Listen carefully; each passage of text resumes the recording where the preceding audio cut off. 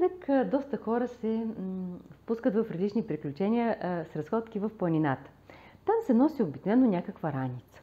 Когато носим раница, която не ни е подходяща като размер или пък е твърде пълна за нас, тялото придобива една и такава позиция, катерейки се нагоре. Какво се случва, когато сме в тази позиция? Гръдният мускул е в натежение. Диафрагмата един вид се притиска и не работи добре. Ние трябва да се изкачваме, не трябва въздух, а диафрагмата съответно не се включва добре. Какво можем да направим в този случай? Можем да поработим за гръдната мускулатура с различни разтривания, които можем да си приложим, и с разтягания. Разтягането на гръдния мускул е ръката на прав ъгъл, подпряна ако сме в гората, може на дърво. Или подпряна в стената, в касата на вратата, и от тази позиция завъртаме тялото напред.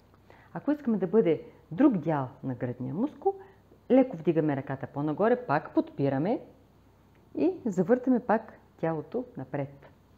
По този начин ние ще помогнем гръдния мускул да се разпусне и да може след това раменете да отиват по-лесно назад.